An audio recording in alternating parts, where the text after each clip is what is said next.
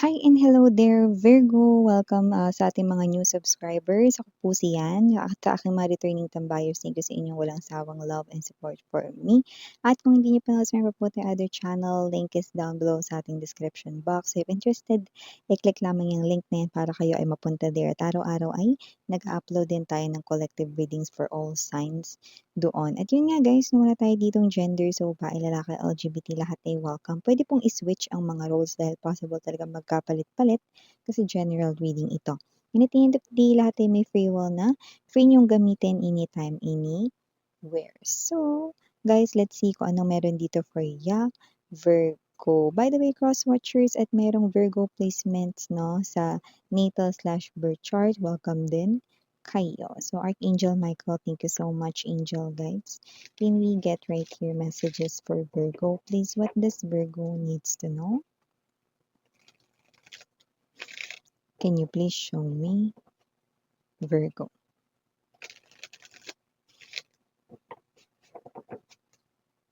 Virgo. Messages for Virgo, please.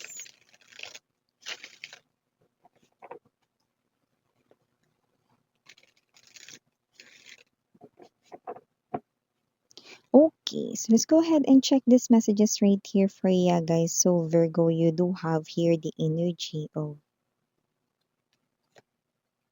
King of Earth, Six of Fire, Queen of Air,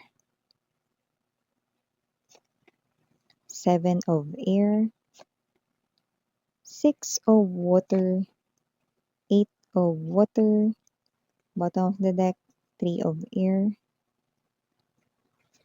Strength energy, and the Lovers.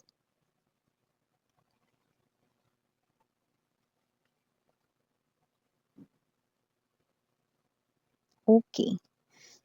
So Virgo, sa nakikita ko dito mga babes, no, mukhang meron ditong upcoming, no, mangyayari pa lang ito, no, na mukhang susubok sa relationship ninyo ng iyong partner, no, ng iyo rito, no, na special person, no.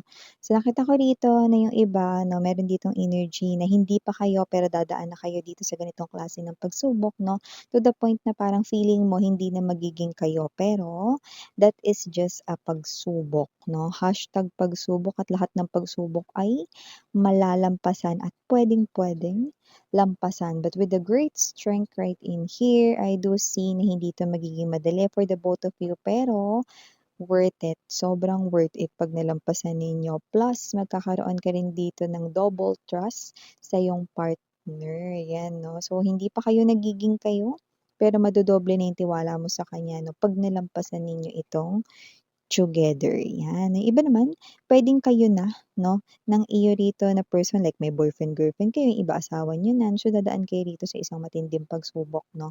To the point na ang pagsubok ay posibleng tao ang pumagitna sa inyong dalawa. Pero ang maganda, hindi kayo maghihiwalay, you know. Pagsubok lang 'yan, wala akong nakikita ritong bibigay diyan 'no, at wala rin akong nakikitang bibitiw sa inyong dalawa, Virgo. Kaya nakikita ko na yang matinding pagsubok na 'yan 'no, ay bagay rin na mas magpapatunay na kayong dalawa ay matibay talaga 'no, sa inyong pagsasama. Maaaring ma-shake ang inyong relationship 'no, pero hindi masisira o mabubuwag 'no. As you can see, the angel 'no, ay nasa gitna ninyo. So nakikita ko na may patnubay 'no, at proteksyon ang inyong relasyon. So maliban diyan guys, Virgo, nakakita rin tayo ng energy rito ha, na posibleng meron dito na maaaring may mamroblema 'no, nabubulol, pagdating sa kanila rito na kaperahan, 'yan 'no. Maaaring with the Seven of Air energy, King of Earth right in here, 'yan 'no. Possible na kayo ito na maaaring magalaw ninyo ang inyong inipon dito, 'yan at puwedeng hindi niyo 'yan alam 'no. So nakikita ko rito 'no, na yung iba mababaw as in baka mag-overspending lang dito 'no. Pero yung iba maaaring kayo ito 'no, na maaaring mag-overthink kayo masyado kasi nakikita ko rito 'no, na yung ipon ninyo is magagalaw niyo rito. Pero yung iba hindi ko naman nakita na ito ay emergency or whatever, hindi gano'n 'no. Parang meron lang ditong maaaring mag-o-overspend, puwedeng mapapasobra rito yung mga binili o baka naman konti yung binili pero may kamahalan yung bawat isa, 'yan 'no, may gano'ng klase ng energy. Yung iba may kinalaman sa trabaho, parang maaaring kayo ito nag-iisip kayo rito na mag-iba ng inyo rito 'no, na pagkakakitaan, puwedeng mag-shift ng career 'no, puwedeng ibahin niyo yung inyong career 'no, puwede rin naman mga babes 'no na kayo ito na lumipat ng ibang kumpanya 'no, kung saan mas magbe-benefit kayo. Kasi meron ditong with the Six of Fire energy, parang meron na kayo ditong gustong simulan 'no, na may kinalaman sa pangarap ninyo, na alam mo na hindi mo magagawa 'yan kapag nandiya-diyan ka pa rin 'no, sa iyong, pinagtatrabahuhan. Kailangan mo ng mas malaking kita or mas makakapagbigay ng mas malaking kita at benefit sa'yo, okey. Siguro yung example niyan is yung gusto mo ng simulan 'no, yung bumili ng lupa at bahay 'no, pero yun nga alam mo na hindi pa yun kayang tustusan ng way of earning mo ngayon, okey. So parang kailangan mo ng mas malaking kita 'no, para mas magawa mo yan ng maayos 'no, to the point na hindi ka masyadong maaapektuhan 'no, at hindi ka as in magtitipid talaga 'no, dito, okey.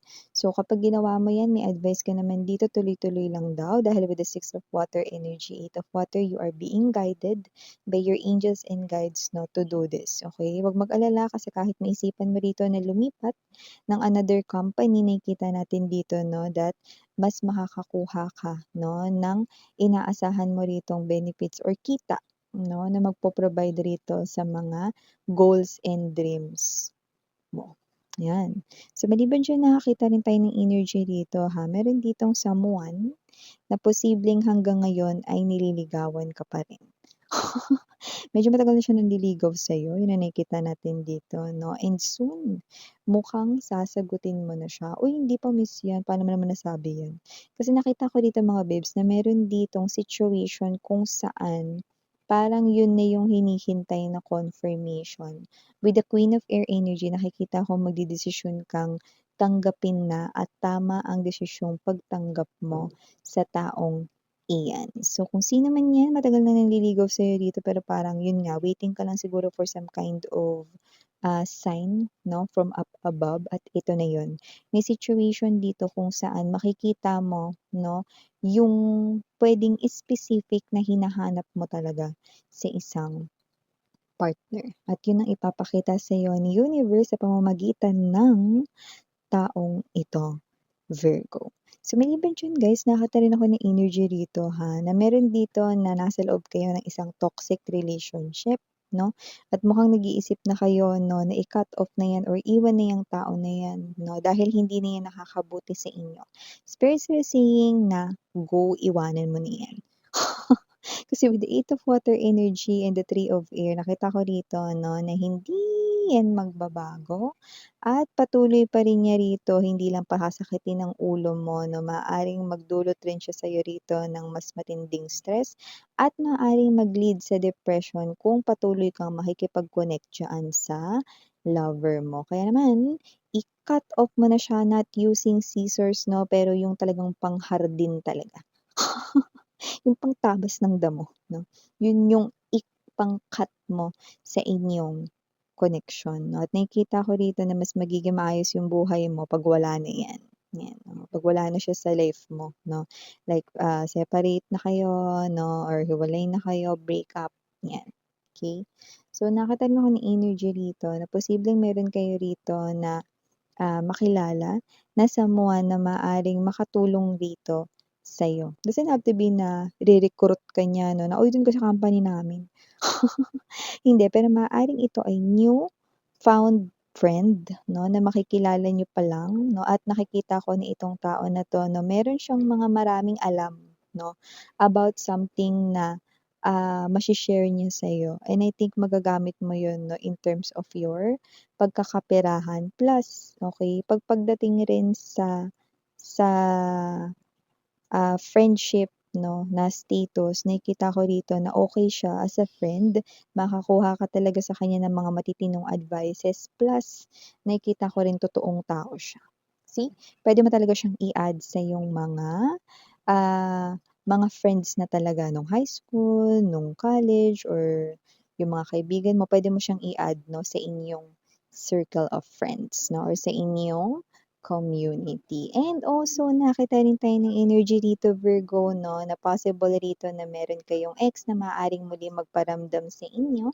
So with the Six of Water energy, Six of Fire right here, nakita ko rito 'no, na kaya siya magpaparamdam sa inyo dahil meron siyang kailangan sa'yo. At kung sino man 'tong energy na 'to, maaaring ang kailangan niya sa'yo rito 'no, ay ang bagay na kailangan rin ng iba. Ano yun Miss yan? Pera. So in short, kung sino man ang energy na 'to nakikita natin dito 'no, na kaya niya lang kayo rito kokontakin, eh, dahil meron siyang kailangan sa inyo at mataas ang chance na yun ay pera, ano. Pero kung sino man 'tong energy na 'to na parang hindi mo na rin siya rito parang papansinin. Nakita ko yung iba sa inyo dededmahin niyo na siya, yun ang nakikita ko dito. So kung sino man 'tong energy na 'to 'no, 'wag na siya mag-aksaya ng oras ritong kontakin ka dahil wala lang rin naman siyang mapapala sa'yo.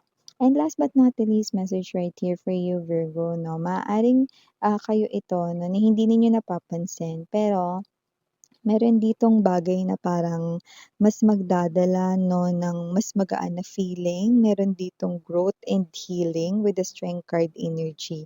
And for a lot of you, maaaring hindi pa 'to nangyayari, pero mukhang nakikita ko dito that you are entering here a new era 'no, a new world here for you guys 'no, wherein magtitiwala kayo sa inyong sarili 'no, mas tataas ang inyong kumpiyansa at confidence, and at the same time, nakikita ko din dito na mas magiging proud kayo sa self ninyo. Yung iba kasi sa inyo parang yung iba 'no, parang na-feel down talaga kayo 'no, nitong mga nakaraang taon 'no, sa inyong self 'no, at yung iba maaaring nag-self-pity pa nga. But this year, 2025 is something different 'no, up until you enter the 2026. This is a new era here for you guys. This is something here na maaaring hindi maging madali because wala namang madaling pagbabago. Pero universe right here wants you to step into this because this is something here na talaga namang magpapabago ng takbo ng life mo. As you can see, you have here the wings of an angel. So lumalabas rito that you are being guided to where you're heading, no? At syempre nakikita natin dito that you just need here a lot of confidence, no? And isipin mo yung positive side. Okay? Kung ano yung mga makukuha mo rito, mga offers, opportunities, no? Na magko-contribute sa yung growth and healing, no? It's like ini-improve ni universe ang inyong life, no? Pero syempre, no, change is something na kailangan na sabayan ng human being. So yun ay kailangan mo rin na matutunan na sabayan. Yan. Okay? So, ito yung mga messages right here for you. Virgo, thank you so much. And again, I'm your Yana Oni. Saranghaeyo, loving light. Annyeong.